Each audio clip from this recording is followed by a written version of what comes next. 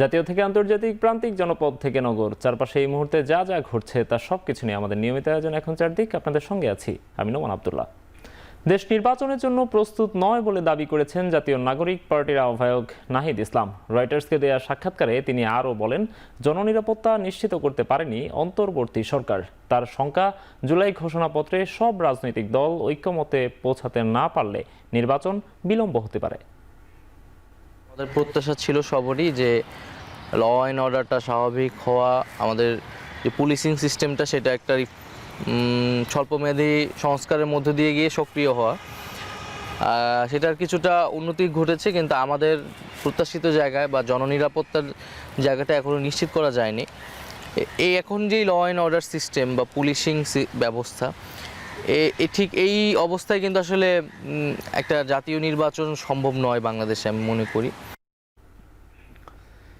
এদিকে বিএনপির সিনিয়র যুগ্ম মহাসচিব অ্যাডভোকেট রুহুল কবির রিজভী বলেন, সরকারে কিছু বিএনপি বিদ্বেষী উপদেষ্টা রয়েছে যারা দলটির প্রতি হিংসাত্মক মনোভাব প্রদর্শন করছেন। কিসের ভয়ে নির্বাচনের রোডম্যাপ ঘোষণা করা হচ্ছে না সেই প্রশ্ন তোলেন তিনি। ঢাকা মহানগর উত্তর বিএনপি আয়োজিত ইফতার বিতরণী অনুষ্ঠানে রুহুল কবির রিজভী আরও বলেন, আওয়ামী সিন্ডিকেট কেন গ্রেফতার হয় না তার জবাব সরকারকে দিতে হবে। তার অভিযোগ, আইনশৃঙ্খলা বাহিনী ঠিকভাবে কাজ করছে না। রিজভী বলেন, প্রশাসন দিয়ে নাগরিক স্বাধীনতা কেড়ে নিয়েছিল শেখ হাসিনা। সরকারের মধ্যে যাতে স্বৈরাচারের বৈশিষ্ট্য না আসে সেদিকেও সতর্ক থাকার পরামর্শ দেন তিনি।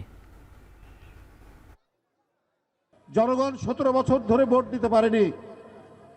জনগণের পক্ষ থেকে দাবি যে কবে অবাধ সুষ্ঠু নির্বাচন হবে, কিন্তু এই সরকার ওই ডেটটা দিতে নারাজ।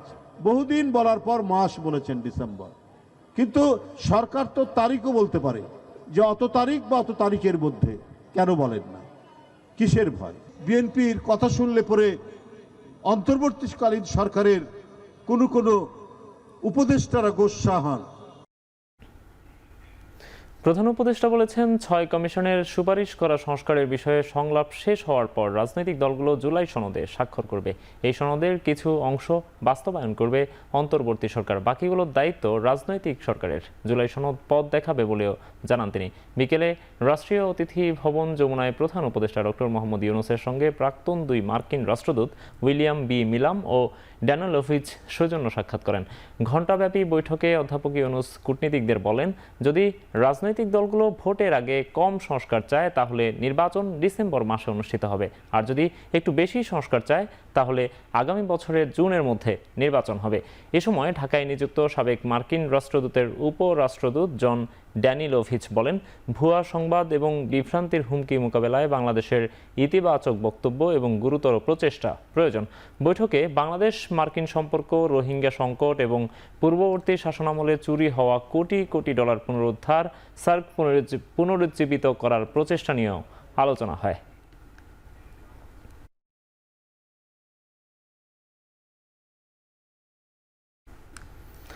আওয়ামী লীগ নির্বাচনে অংশ নিতে পারবে কিনা সেই সিদ্ধান্ত নেবে নির্বাচন কমিশন। ব্রিটিশ সংবাদ মাধ্যম বিবিসিকে দেয়া সাক্ষাৎকারে এই কথা বলেছেন অন্তর্বর্তী সরকারের প্রধান উপদেষ্টা ডক্টর মোহাম্মদ ইউনূস। বাংলাদেশের আইনশৃঙ্খলা পরিস্থিতি নিয়ে ডক্টর ইউনূস বলেন, হঠাৎ করে একটি দেশকে আদর্শ দেশ বানানো সম্ভব নয়। বহু বছর ধরে চলে আসা বিষয়গুলো থেকে বের হতে সময় লাগবে। আইনের শাসন প্রতিষ্ঠার কাজ করছে তার সরকার। তিনি আরও জানান, ছাত্রদের উপর শেখ হাসিনার নৃশংস হত্যাযজ্ঞের বিচারের দাবিতে রাস্তায় বিক্ষোভে নেমেছেন হাজারো মানুষ। দেশের অর্থনীতিকে প্রাধান্য দিয়ে অন্তর্বর্তী সরকার এগিয়ে যাচ্ছে বলেও জানান ডক্টর মোহাম্মদ ইউনূস।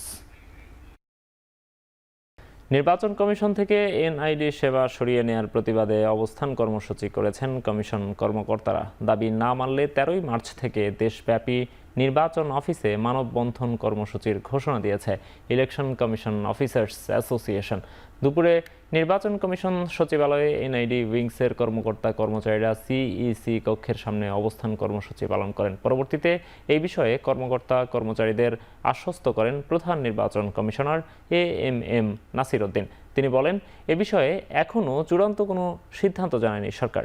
অতি শিগগিরই ইসি থেকে লিখিত চিঠি পাঠানো হবে। এর আগে 4 মার্চ স্বাধীন সিভিল রেজিস্ট্রেশন কমিশনের মাধ্যমে এনআইডি সেবা কার্যক্রম পরিচালনার কথা জানায় সরকার। এরই মধ্যে সিভিল রেজিস্ট্রেশন কমিশন অধ্যাদেশ 2025 জারি করেছেন রাষ্ট্রপতি।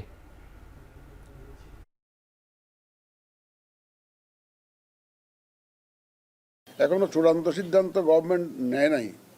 গভর্নমেন্টের আমি যা বুঝেছি, যতটুকু জেনেছি, ওনারা বিষয়টা পরীক্ষা নিরীক্ষার পর্যায়ে রাখছে। এখনো একটা আলাপ আলোচনা চলছে। আমাদের পক্ষ থেকেও প্রতিনিধিকে ওনারা ডাকছিলেন মিটিংয়ে। এখন আপনাদের যে কনসার্ন যেটা সৃষ্টি হয়েছে, এটা আমরা সরকারকে জানাবো এবং আমি বিশ্বাস করি আপনাদের এই যে আমাদের যে মতামত, এগুলাকে গুরুত্ব দিয়ে সরকার একটা বাস্তব সব কিছু পরিস্থিতি সব কিছু বিবেচনায় নিয়ে একটা সুচিন্তিত সিদ্ধান্ত সরকার নেবে। এখন চারদিকে নিচ্ছে একটা বিরতি, ফিরছি একটু পরেই।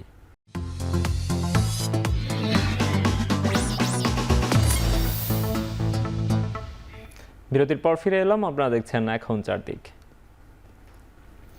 রাজনৈতিক দলগুলোকে তথ্য অধিকার আইনের আওতায় আনার পরামর্শ দিয়েছেন নির্বাচন ব্যবস্থা সংস্কার কমিশনের প্রধান বদিউল আলম মজুমদার। তিনি বলেন, অতীতে আঁতাত করে নির্বাচন কমিশন গঠন করা হয়েছে, সেজন্যই তথ্য প্রকাশে অনীহা ছিল। দুপুরে ধানমন্ডির টিআইবি কার্যালয়ে সংবাদ সম্মেলনে এই কথা বলেন তিনি। সংবাদ সম্মেলনে তথ্য কমিশনের কার্যকারিতা ও আইনের সংশোধনী নিয়ে বেশ কিছু সুপারিশ করা হয়। বলা হয়, বিদ্যমান আইনে তথ্য দেওয়ার ক্ষেত্রে কোনো সময়সীমা নির্ধারিত নেই, তাই কমপক্ষে 7 দিন এবং আপিল আবেদনকারীকে 24 ঘন্টার মধ্যে তথ্য প্রদানের বিধান রাখার সুপারিশ করে ফোরাম। তথ্য কমিশনকে সাংবিধানিক সংস্থা করার তাগিদ দিয়ে দুদক সংস্থার কমিশনের প্রধান ডক্টর ইফতেখারুজ্জামান বলেন, এখনও কেন তথ্য কমিশন গঠিত হলো না সেই জবাব অন্তর্বর্তী সরকারকে দিতে হবে। আঁতাত করে নির্বাচন কমিশন গঠন করা হয়েছে, অতীতেও সেবারও করা হয়েছিল। তো আমি জানতে চেয়েছিলাম কে কার নাম প্রস্তাব করেছে। তখন ক্যাবিনেট ডিভিশন থেকে বলা হয়েছে এটা দেওয়া যাবে না, এটা ব্যক্তিগত গোপনীয় তথ্য। যদিও এই নামগুলো প্রস্তাব করার কথা প্রতিষ্ঠান, রাজনৈতিক দল এবং পেশাজীবী সংগঠন। আমরাও কিন্তু প্রস্তাব করেছি রাজনৈতিক দলকে তথ্য অধিকার আইনের অধীনে আনার জন্য। সো আমি অনুরোধ করব আমরা একটু সাহসিকতা প্রদর্শন করি, এটা গুরুত্বপূর্ণ। কারণ তাহলে এর মাধ্যমে কিন্তু রাজনৈতিক দল যদি স্বচ্ছ জবাবদিহি না হয়, তাহলে কিন্তু অতীতে যা ঘটেছে তাদের পুনরাবৃত্তি ঘটতে পারে। অতএব আমার অনুরোধ থাকবে, একটি জিনিস নিশ্চিত করতে হবে, যাতে আগের যে দৃষ্টান্ত স্থাপিত হয়েছিল, একটা পর্যায়ে এসে তথ্য কমিশন দলীয় ক্যাডার দ্বারা পরিচালিত হয়েছে। একেবারে নেতৃত্ব পর্যায়ে ছিলেন দলীয় ক্যাডার, এমন একটা পর্যায়ে ছিল। এই অবস্থা হবে না অন্তর্বর্তীকালীন সরকারের হাতে, সেটা আমরা আশা করতে পারি। জাতীয় নাগরিক পার্টির মুখ্য সংগঠক সার্জি সালাম সহ বেসরকারি বিশ্ববিদ্যালয়ের শিক্ষার্থীদের উপর যে হামলায় জড়িতদের আইনের আওতায় আনতে 72 ঘন্টার আলটিমেটাম দিয়েছে নর্থ সাউথ বিশ্ববিদ্যালয়ের শিক্ষার্থীরা। দুপুরে এক সংবাদ সম্মেলনে মোহাম্মদ মুশতাক তাহমিদ বলেন, হামলায় জড়িতদের সন্ত্রাসী হিসেবেই দেখছেন তারা। তিনি আরও বলেন, বুধবারের ঘটনায় ছাত্রদলের কয়েকজন নেতা উপস্থিত ছিল, তবে এদের মধ্যে আহমেদ শাকিল ও মাসরুর হামলা করেছে। তারা দুজনেই নর্থ সাউথ বিশ্ববিদ্যালয়ের শিক্ষার্থী। মুশতাক তাহমিদ বলেন, হামলাকারীরা ছাত্রদলের নেতা হতে পারে না, তারা সন্ত্রাসী।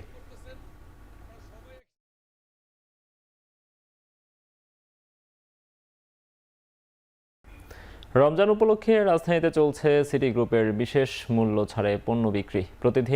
প্রতিদিন সকাল 10টা থেকে বিকেল 4টা পর্যন্ত 19টি পণ্য বিক্রি করছে দেশের অন্যতম বৃহৎ ভোগ্য পণ্য বাজারজাতকারী এই শিল্পগোষ্ঠী।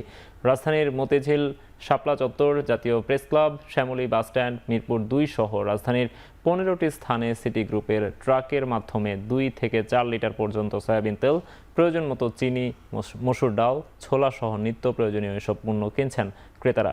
পুরো রমজান মাস জুড়ে বাজারের চেয়ে কম দামে সিটি গ্রুপের বিশেষ মূল্য ছাড়ে পণ্য পেয়ে খুশি ক্রেতারা। তারা বলছেন, বিশেষ সময়কে কেন্দ্র না করে সারা দেশে এমন আয়োজন থাকুক বছরব্যাপী। সেই সাথে পণ্যের তালিকা আরও বাড়ানোর আহ্বানও জানান ক্রেতারা।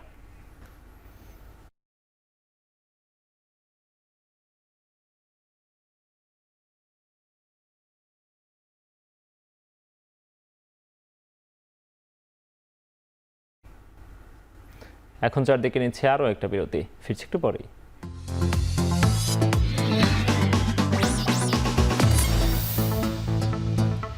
বিরতির পর ফিরে এলাম আরও একবার। আপনারা দেখছেন এখন চারদিক। এবার খেলার খবর। ডিপিএলে খেলা শুরুর আগে মিরপুর শেরি বাংলা স্টেডিয়ামে মোহামেডানের সতীর্থদের পক্ষ থেকে গার্ড অব অনার পেলেন মুশফিকুর রহিম। বাংলাদেশ ক্রিকেটে দীর্ঘ সময় ধরে জাতীয় দলকে প্রতিনিধিত্ব করেছেন মুশফিকুর রহিম। জাতীয় দলে অনেকের ক্যারিয়ারের শুরু থেকে শেষটাও দেখে ফেলেছিলেন মুশফিক। এবার নিজের ক্যারিয়ারেরও শেষের শুরু। টি-20-র পর ওয়ানডে থেকেও সরে গেলেন মিস্টার ডিপেন্ডেবল। বুধবার রাতে সামাজিক যোগাযোগ মাধ্যমে ফেসবুকে এক স্টেটাসে ওয়ানডে ক্যারিয়ারের শেষের ঘোষণা দেন মুশফিকুর রহিম। এরপর থেকেই সাবেক এবং বর্তমান সতীর্থদের ভালোবাসায় সিক্ত হচ্ছেন এই উইকেট কিপার ব্যাটার।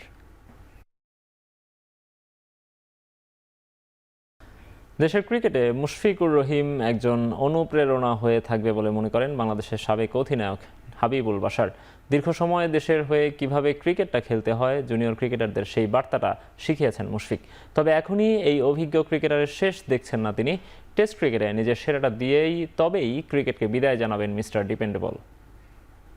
আমার মনে হয় মুশফিক রহিম বাংলাদেশের সমস্ত ক্রিকেটারের জন্য একটা স্ট্যান্ডার্ড সেট করে দিয়ে গেছে। টপ লেভেলে অনেক লম্বা সময় ধরে খেলতে হলে কী করতে হয়, ইয়াং ক্রিকেটারদের সামনে একটা খুব জ্বলন্ত উদাহরণ Mushfiq Rahim. How to progress your career, পরিশ্রম কতখানি করতে হয়, খেলার প্রতি ডেডিকেশনে কেমন হওয়া উচিত, সেই ধরনের একটা এক্সাম্পল মুশফিক রহিম সেট করে দিয়ে গেছেন, যেটা ফলো করলে ইয়াং ক্রিকেটাররা এবং যারা এখন খেলছেন ইয়াং ক্রিকেটার তারা যদি ফলো করেন তারাও ভবিষ্যতে ভালো করতে হবে। যেহেতু তিনি টেস্ট ম্যাচ খেলছেন, আমার মনে হয় এখনই আমরা তার বিদায় নিয়ে আলোচনাটা না করি। তিনি যখন মনে করবেন তখন নিশ্চয়ই তিনি জানাবেন এবং সেক্ষেত্রে তার বিদায়টা সেরকম হবে বলে আমি আশা করছি। শেষ করছি এখন চারদিক। এখন টেলিভিশন ওয়েবসাইটে দেখতে ভিজিট করুন www.ekhon.tv। এছাড়া ফেসবুকে দেখুন facebook.com/tv.ekhon। ইউটিউবে এখন টেলিভিশন দেখুন youtube.com/tv.ekhon।